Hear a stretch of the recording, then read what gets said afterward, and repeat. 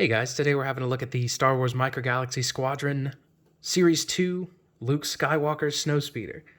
Super excited for this one. There's a certain fella in here that I've always wanted in sort of micro scale, which I was just jazzed to hear that they were doing Luke Speeder first, but we'll get right into it. Go over the paint first. You can see they have the classic brown wash. Give you a turnaround real quick. I'm sure there's a couple things you're noticing right now that make it sort of stick out from the competition, so to speak. There's the bottom. Nice bit of detail in the mold. First up, of course, the cockpit opens. Just sort of click it open like that. And it actually opens where it's supposed to in the movie. You know, of course, there's like little supports there that'll help it open, but it actually bends from this point instead of having the whole thing open like that, which is nice. Give you a close-up on the interior. Nice bit of detail on the sides. You can see there's some controls.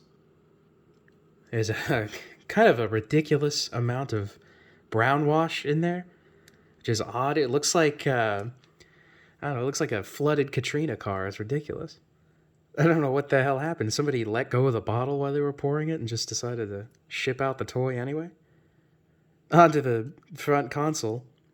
See if I can get the detail. Not a ton, but most of that was a projection screen, I think, anyway. And I really like the molding detail on the sides. Dak actually has his own little, if you can see, computer back there, and I think that's his little flight yoke in the back, so very happy with that. Of course, it's a Snowspeeder, so the cannons don't move, but I like stationary cannons anyway. And you can see it's Luke's, so it actually has his gray paint scheme. If you guys want to have a little fun, you should go watch Empire and see if you can track Luke's speeder and separate it from all the other ones, because his is the only one that isn't orange, which is such an awesome little thing. I love when they do that for movies to help the audience sort of pick out what's going on and who's where and all that kind of stuff. Give you a look at the translucency. Could be a little clearer. It's actually like a translucent gray plastic. And there's no window on the back.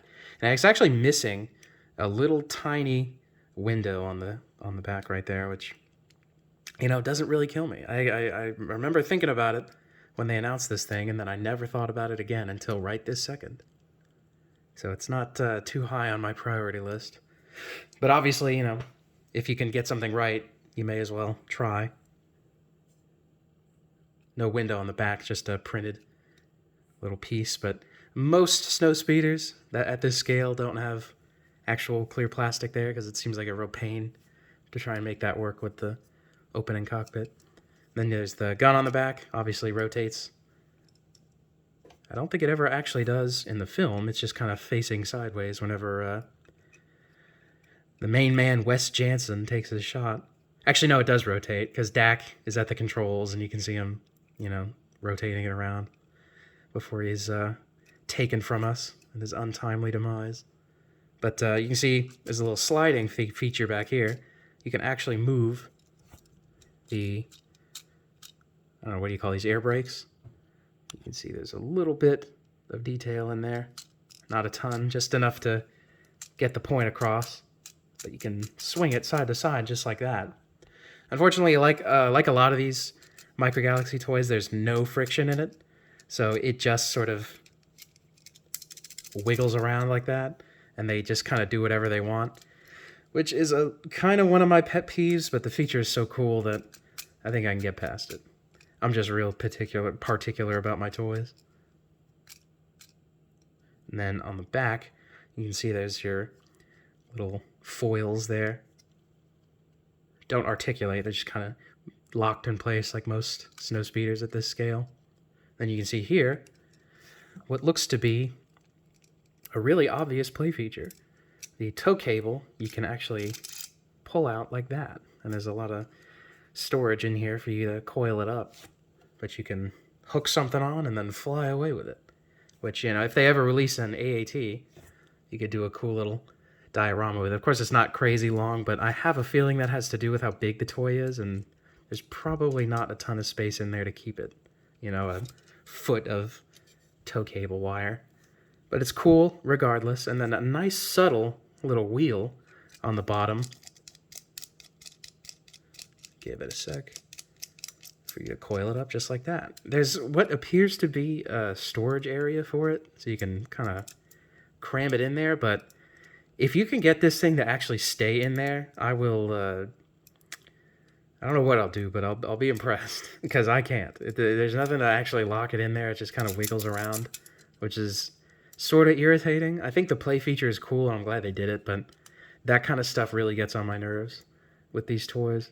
But I think luckily the Snowspeeder just really wins me over with its just amount of play features that they crammed into this thing. It's impressive. To the bottom, you can see there's more brown wash. I'm not sure why there's brown wash. It doesn't seem like there's a lot of... It seems like white. Well, I guess maybe not white, but perhaps a lighter color. The brown wash doesn't look bad, I don't think. It could be a little more streaky instead of just pooling. I guess you could make a case that these things have been sitting around for a while in the Rebel hangar. But onto the bottom, you can see there's landing gear. Just opens like that, nice and simple. Doesn't, you know, wobble around, stays nice and, you know, stays where it is. Doesn't flop around. Some landing gear has a lot of action fleets have that problem. But you can see there's actually a little bit of like what appears to be some like bulkiness right here. When I compare it to the other Snowspeeders, there's not a lot of that. And I'm fairly certain it's not like that on the actual Snowspeeder. But, you know, obviously, if I'm wrong, somebody will correct me. That's really it for the features. Let's go ahead and compare it to the Action Fleet. And then after this, we'll have a look at the figures. I don't have an Action Fleet figure to compare them to, so I'm sorry. I just took this out of storage. This has been crammed away for a long time. You see it's yellowed. I have no idea what the actual color of it was. I have a feeling it may look something like that. I don't know if that's... I think it's paint. I don't know what this thing looked like originally. The Snowspeeder was not my favorite toy when I was a kid. But you see it's quite a bit bigger. And then it doesn't have that bit of fat on the bottom like this one does. You can see it's bulked out right there, and this one is missing a lot of that. But, you know, this sculpt has its own problems. I think the center, these are a little too long. It is a little more stout in the actual movie. But this was a great toy for the time, and it's one of the better Action Fleet sculpts.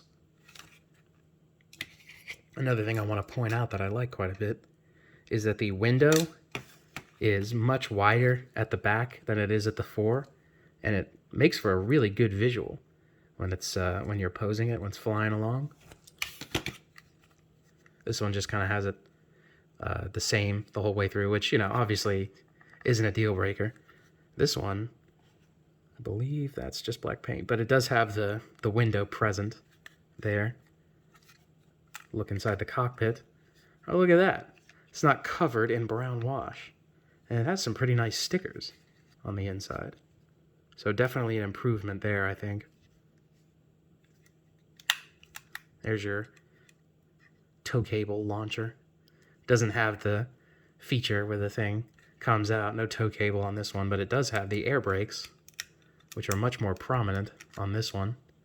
And they actually stay where you want them, which is something to be said about an improvement in this one over that one. But there's your comparison. I'll also put it up against the Starship Select that I just reviewed. This one is much more accurate in terms of the sculpt. You can see it doesn't have that fat on the bottom like this one does.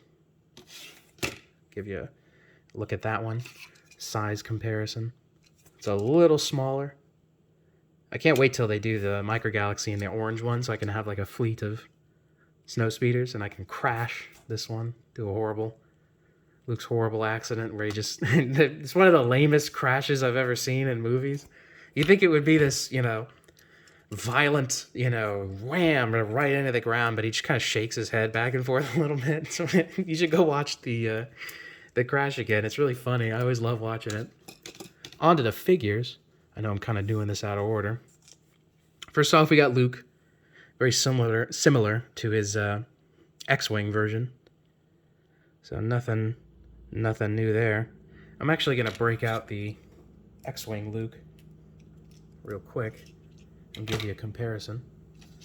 So here is the X-Wing version, and here is the Hoth version. You see he's got gray gloves and brown boots. So actually is quite a bit more difference than I thought. Egg on my face.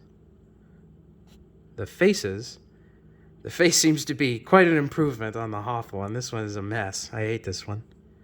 That's not true. I like the figure. It's just the face. What the hell happened? And then the man of the hour, the reason I bought this, Dak Ralter. You wouldn't know it by looking at him, except that he's got the blue helmet. But getting an official Dak Ralter in microscale is just awesome. Same articulation on this guy as most of the others. If you painted the helmet red, you wouldn't know who was who, but Luke and his buddy Dak, his buddy for about 15 minutes, he took on the whole Empire, and he paid for it. Let's go ahead and slot him into their seats. You see Dak. You can just kind of throw him in there. There's a quirk about this toy that I'll point out in a little bit with Dak and Luke.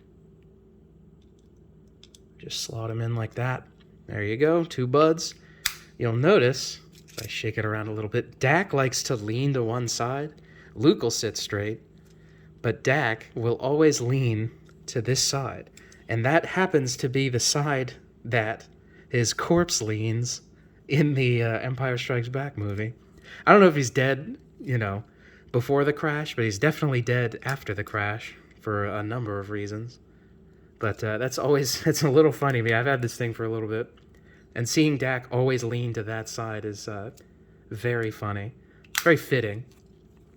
If I painted some scorch marks on this and had a little smoke trail, it could very well fit in for a post-hit Luke Snowspeeder. And then real quick, I'll give you a size comparison with the X-Wing. It should not be as big as the X-Wing, so they definitely scored some points there. I'm not sure exactly how small the Snowspeeder should be. I just know it should be pretty small. And so this seems like a decent compromise. Obviously, not everything in microgalaxy is to scale, but this is definitely a good compromise. And I'm very happy with it. It may be among my favorites in microgalaxy. I'm going to definitely hang on to this one for a while. Just getting a Dak Ralter figure is so awesome. Named. Here, I'll show you. On the box, there he is. Luke and Dak. Let me pan up real quick. There's your art. Shows actually an orange Snowspeeder. Two orange Snowspeeders. You can see the tow cable. There's your card, render, and what I may never get a hold of. These two. It's very difficult to find these. There's no way in hell I'm paying the prices that they are right now. Overall, I'm definitely happy with it. That's it for the review. I really appreciate you guys watching. Thanks very much.